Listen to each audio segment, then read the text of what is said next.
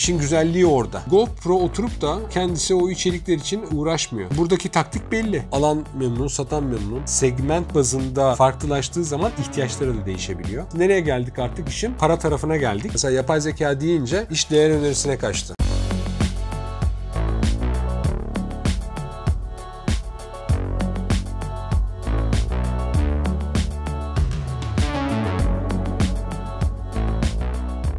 Hocam tekrar hoş geldiniz. Hoş bulduk, merhaba. Şimdi geçen hafta dijital platformlarda kaldık. Bu hafta da devam edelim isterseniz. Ne kaldı? Neyi konuşmamız gerekir? Evet, geçtiğimiz bölümde konuştuklarımız biraz daha yönetsel yaklaşımlardı, daha stratejik yaklaşımlardı. Şimdi bugün de 3 yaklaşımı konuşalım. Bunlar biraz daha teknik yaklaşımlar olacak. Bir kere şöyle söyleyeyim, dijital platform kurmak vesaire falan dediğimiz zaman şöyle bir sıkıntı gündeme geliyor kişilerde. Çok zor. Yani bunu oturup yatırım yapacağız. Böyle onlarca, yüzlerce teknik ekip vesaire filan gibi çok ciddi anlamda bir teknolojik background'a sahip olmamız gerektiği gibi bir sanki kendimizi öyle bir zorunluluk içerisinde hissediyoruz. Burada aslında çok ilginç uygulamalar var. Mevcut araçları kullanabiliriz. Ne demek o? Şöyle birkaç tane ilginç örnek vereyim. Mesela JetBlue Hava Yolları var. Bu JetBlue Hava Yolları şu anda bunu yapmıyorlar. Son 1-2 seneden beri durdurdular ama Twitter'ı çok yoğun bir şekilde kullanıyorlardı. Yani X. Evet. Yani X olmadan önce bunu durdurdular. Twitter'ken JetBlue Hava Yolları'nın bu işte helpdesk'i, destek hizmetleri vesaire falan Twitter üzerinden çalışıyordu. Bu çok ilginç bir durum. Herkes de yüklü. Şimdi bak, herkes de yüklü dedin. Beni benden aldın. Neden? Geçtiğimiz hafta konuştuğumuz başlık neydi? Kitlelere ulaşmak. Kitlelere ulaşmak için. Zaten Twitter'da işte X'te zaten kitle var. İşin güzelliği orada. Yani bu mevcut araçları kullanmanın en büyük avantajı zaten kitlesi olan bir platformun içerisine tırnak içerisinde nüveleniyorsun. Kendi dijital platformuna yok sign in olayım, yok sign up olayım, kayıt olayım, girdim mi çıktım mı, şifremi unuttum mu unutmadım mı derdi de yok. Çünkü zaten herkesle açtığın zaman zaten Twitter var, Instagram var, işte X var, her neyse. Böyle bir güzelliği var bu mevcut araçları kullanmak. Peki hocam bu örneğe girer mi? Mesela biz şu anda NoForm Akademi olarak aslında bir dijital platform kurduk. Ve Tabii ki girer. Mevcut araçları kullanıyoruz. YouTube'u kullanıyoruz. Kendimiz oturup bir kitleye ulaşmak için bir şey yapmıyoruz. Özel bir çabamız yok. Geçtiğimiz hafta bir örnek vermiştin, hatırlıyor musun? Bir projeyle alakalı. Orada farklı bir platformu sıfırdan oluşturmayla alakalı bir dert verdi. Şimdi mevcut araçları kullandığımız zaman, yani kendimize örnek veriyoruz işte. YouTube'da zaten hali hazırda olan kitleyi kullanıyoruz. Benim beğendiğim ve takip ettiğim 2 tane örnek var. Ben bunları Instagram'da da takip ediyorum. GoPro'yu bilir misin? Bilmez miyim? GoPro'nun Instagram sayfasına girersen ilginç güzel şeyler görüyorsun. GoPro dediğimiz zaman işte aman efendim uluslararası firma şudur budur, böyle çok fazla Amerikan, Avrupa'yı şeyler göreceğimizi hissediyoruz ama Türkiye ile alakalı çok güzel içerikler var. Ve o içerikleri kim yapıyor biliyor musun? Takipçileri yapıyor.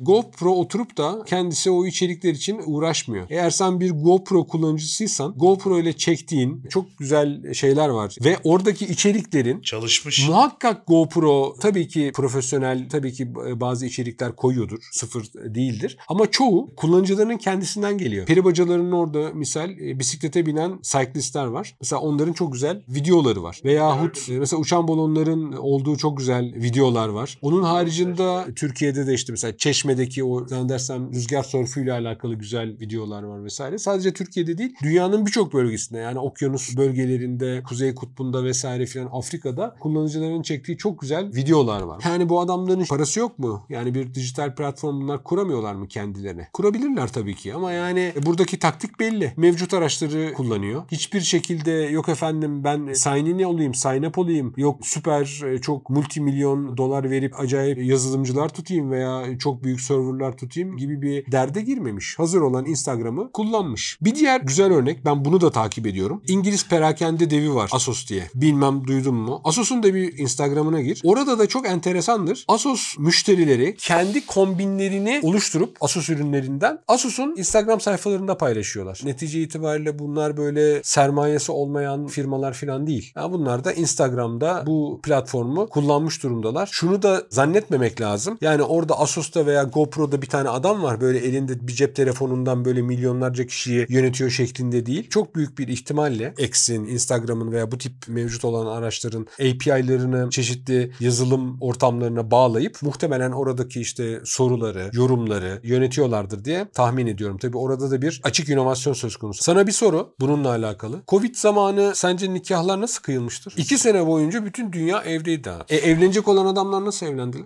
Ya işte çok uzak durarak birbirine maskelerle ya da dijital platformlar mesela böyle Zoom üzerinden çok herhalde öyle olmuyor. Öyle oldu. Ciddi mi? Evet. New York Belediyesi nikahları Zoom üzerinden kıydı abi. Ben şaka olarak söylemiştim. Ciddi oldu mu? Bu ciddi. Atıyorum kadını zorla tutuyorlar aslında falan orada hani bunu görmeleri Ya gerekmiyor. o bilmiyorum, o herhalde Zoom'dan anlaşılıyordur herhalde ama gerçekten de Covid zamanında New York Belediyesi nikahları Zoom üzerinden kıydı. Bununla alakalı çok enteresan örnekler var. Kayıt olmuşlar yoksa 45 dakika sürmek zorunda.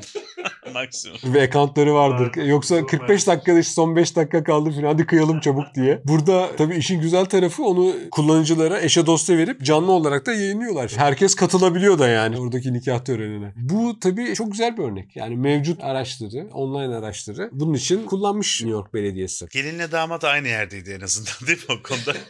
O kadarını bilmiyorum ama yani böyle bir durum söz konusu oldu. Bunun avantajları ne? Çok hızlı, maliyetsiz, etkileşimi çok hızlı arttırıyor. Marka imajına, bilinirliğine çok olumlu katkı veriyor. Onun haricinde bu network üyelerinin sistemlere ek giriş yapmaları, yok kayıt olmaları vesaire filan, bu tip böyle engeller vesaireleri yok. Community ve network building'te çok harika işler beceriyorsun. Niye? Çünkü zaten bak mesela ben sana söyledim şimdi, işte Asos'a gir dedim, GoPro'ya gir dedim. Belki sen takipçi olacaksın veya bizi seyreden izleyicilerimizden belki takipçi olanlar olacak. Herkes birbirine söylüyor burada şu var vesaire var falan diye. Bir kere deneyimleme ilk başlangıçta çok rahat. Müşterilerin o kullanım deneyimlerini, tepkilerini ölçmek çok daha rahat ve maliyetsiz bir şekilde bunları halledebiliyorsun. Onun için dijital platform kurmak isteyen bireyler de değil, kurumlar da koskoca GoPro, Asos bunu kullanıyorsa bizim firmalarımızda kullanmaması için bir neden yok. Yani herhangi bir firma çok büyük de olsa bunu çok rahat bir şekilde kullanabilir. Bir diğer ikinci yöntem platformları kurarken işbirlikleri yapmak. Bu işbirlikleri yapmak derken işte ortak bulabiliriz veya yatırım yapabiliriz. Misal General Motors'un Lyft'e ve Cruise'a yatırımları var. Yine bildiğim kadarıyla Microsoft'un da bu firmalara yatırımları var. Ne oluyor? Bir dijital platforma girmek için General Motors gidiyor Lyft'e ve Cruise'a yatırım yapıyor. Dijital platforma girmenin en güzel, yatırım yapmanın, ona sahip olmanın en iyi özelliklerinden bir tanesi de o dataya sahip olmak. Yani o dataya erişme imkanınız oluyor. Bir başka örnek misal Lending Club diye bir web sitesi var. Bu Lending Club'ın yaptığı şey şu: kullanıcılara mikro seviyede ev kredileri veriyor. Kişisel ev kredileri veriyor, ihtiyaç kredileri veriyor vesaire. Bu mikro kredi veren bir firma. 40 bin doların altında, 30 bin doların altında krediler veriyor. 40 bin dolar da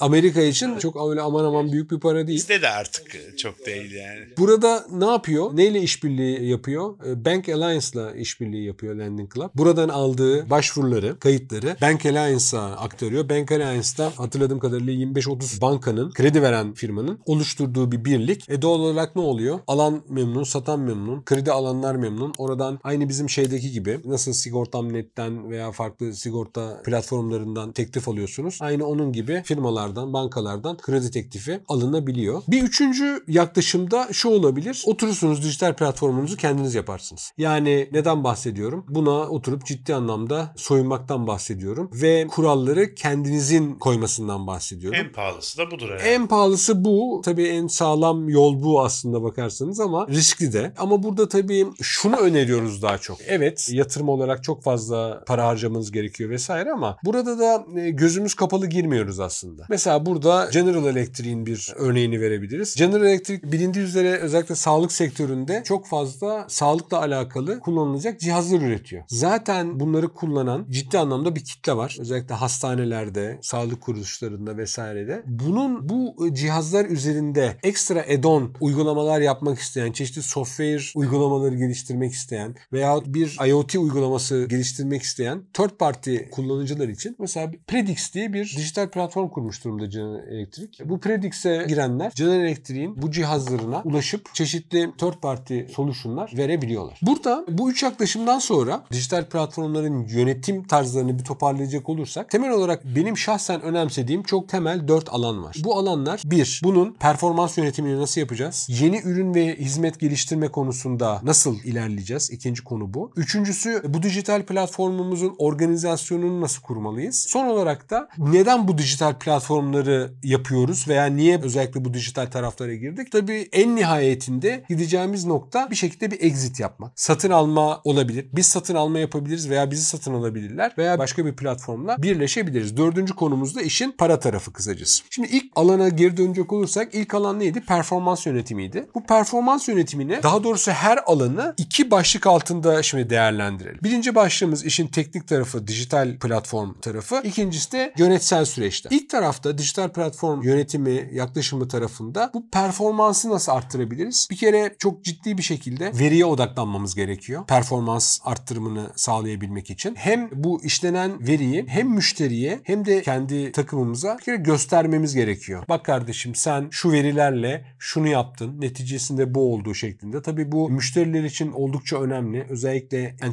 oradaki interaction'ı arttırma noktasında. Kendi iç müşterimiz için de, kendi çalışanlarımız için de oldukça önemli. Çünkü onlar da bu datalardan, bu verilerden ilham alıp dijital platformu geliştirecekler. Onun için performans yönetimi altında bunu değerlendiriyoruz. Ve netice itibariyle üst yönetime de, bunlar karar vericiler olabilir, yönetim kurulu olabilir vesaire veya bir steering komite olabilir. Bu karar vericilere de analitik raporlar, veriye dayalı raporlar üretmemiz gerekiyor ki herhangi bir subjektiviteye bağlı olmasın bu performans iyileştirmesi. Diğer bacağımızda biliyorsun yönetim süreçleriydi. Bir kere personeli ciddi anlamda eğitmek gerekiyor. Hedeflere ulaşabilmek için, o vizyonu sahiplendirebilmek için net başarı kriterlerini ortaya koymamız gerekiyor. Ve özellikle biliyorsun dijital platformlar bizim tek başına yapabileceğimiz sistemler değiller. İlla ki paydaşlarımız var. Tedarikçilerimiz olabilir, merchantlarımız olabilir, arz edenler, talep edenler, müşteriler vesaire, bunlara örnek verebiliriz. Süreç iyileştirmesi ve süreç mükemmeliyeti için de paydaşlarla sürekli dirsek temasında olmamız gerekiyor. Bu da işin yönetim süreci tarafı. Şimdi ikinci alana geçelim. Neyi söylemiştik? Ürün ve hizmet geliştirmeyi söylemiştik. Dijital platform tarafında ürün ve hizmet geliştirirken eğer bizim success story'lerimiz varsa, yani bir işi sürekli yapıyorsak bunları otomatik hale getirmemiz gerekiyor bir. Kullanıcılardan, taraflardan topladığımız bu bilgi girişlerini, veri toplamaları vesaire, bunları kolaylaştırmamız gerekiyor. Mümkünse bilgiye dayalı bir müşteri yönetim, bir CRM oluşturmamız gerekiyor ve bu ürün ve hizmet süreçlerini mümkünse illa sonunda gelir üreten bir noktaya doğru evirmemiz gerekiyor. Bu da işin dijital platform tarafı. Yönetim tarafında da özellikle hem kendi ekibimiz için hem de kullanıcılarımız için bir ödüllendirme sistemi kurarsak oldukça iyi olur. Yeni ürün ve hizmet fikirlerini değerlendiren bir mekanizma kurmamız lazım. Neden o mekanizmayı kuruyoruz? Müşteri ihtiyaçlarını belirleyebilmemiz için. Hatırlarsan birkaç kere bunu söyledik. Mesela gelir ne satar, Nike ne satar vesaire gibi böyle çok izleyicilerimizden de talep gören şeyler oldu. Çok fazla sorular aldık o bölümleri yayınladıktan sonra. Orada ne satıyordu aslında firmalar? Biz ne de eksiksek, neyimiz eksikse onu satıyorlardı bu firmalar. O halde o ihtiyaçları, yani müşterinin ne de eksik olduğunu çok iyi belirleyen mekanizmalar kurmamız gerekiyor. Yani bu bir iletişim mekanizması olabilir, bir müşteri hizmetleri line olabilir vesaire. Bunu yöneticilerin oluşturması gerekiyor. Üçüncü alanımız neydi? Organizasyonumuz. Bir kere organizasyon muhakkak ve muhakkak müşteri odaklı olması gerekiyor. Dijital platformlarda müşteri segmentlerinin kendi kendilerine karar alabilmeleri için bilgi sağlamak gerekiyor. Ne demek o? Bilgi sağlamak. Şöyle, ben gideceğim bir tişört alacağım, bir pantolon alacağım. Bana bilgi var. Neyle alakalı? Bir, içerik verebilirsin. İki, alacağım ürünle alakalı özellikleri söyleyebilirsin. Görsellerle bunu destekleyebilirsin. Videolarla bunu destekleyebilirsin. Kullanıcı yorumlarıyla destekleyebilirsin. Bu ürünü alanlar şunları da aldı gibi farklı açılımlarla destekleyebilirsin. Aslında bunlardan bahsediyoruz. Bir diğer önemli konu da dijital platformlar bir kere günümüzde yerel kafayla düşünmemek gerekiyor. Yani bu önemli konulardan bir tanesi. Global ve küresel, biraz daha uluslararası düşünmek gerekiyor bu operasyonları. Bir de diğer taraftan tabii şimdi aklıma geldi. Dijital platformları kurarken global olarak düşünmenin de bazı pitfall'ları var. Yani işin dezavantajlı tarafları da var. Onları şu anda dile getirmeyeyim. Daha sonraki bölümlerde belki konuşuruz. Onda çok dikkat etmemiz gereken noktalar var. Yönetim süreci tarafında da müşteri segmentlerini ayırabiliriz. Belirlediğimiz müşteri segmentlerine account manager'lar atayabiliriz. Bunu bildiğim kadarıyla çeşitli dijital platformlar yapıyorlar. Çünkü müşteriler segment bazında farklılaştığı zaman ihtiyaçları da değişebiliyor. Bu önemli noktalardan bir tanesi. Tabii global operasyonlar için özellikle kültürel farklılıklar, dil farklılıkları veya yerel farklılıklar için ayrı bir ekip veya destek birimi oluşturmakta fayda var. Son olarak şunları söyleyebiliriz. Nereye geldik artık? İşin para tarafına geldik. Dijital platformlar artık muhtemelen bizi satın alacaklar veya biz birilerini satın alacağız. Satın aldığımız firmanın da sistemlerinin yerini alacak altyapıları hazırlamamız gerekiyor. Entegre olabilmemiz için hem dijital anlamda hem de yönetsel anlamda mümkün mertebe bunu çok sıklıkla dile getiriyoruz. API'lara dayanan, entegre olabilecek yeni sistemler hazırlamamız gerekiyor. Satın alınan firmada hazır süreçler olabilir. Bu süreçleri bozmadan mevcut sistemleri belirli bir süre kullanabiliriz ve muhtemelen satın aldığımız veya birleştiğimiz firmalar çoğunlukla aynı sektörde olacağı için diye tahmin ediyoruz. Öyle bir genel bir varsayımda bulunabiliriz. Muhakkak ve muhakkak bizim firmamız da diğer birleşeceğimiz, bizi satın alan veya bizim satın aldığımız firmanın çakışan süreçleri olacaktır. Bu çakışan süreçleri de ortadan kaldırmak gerek. Bazen bazı firma, bazı satın alımlarda aslında mesela işte bir marka ürettiğim diyelim, Cevdet diye bir emlak sitesi kurdum dijital platform olarak ve fakat diğerlerinden farklı olarak ya belki çok büyük datam yok ama arka planda çok daha diyelim ki yapay zekayı kullandığım bir şey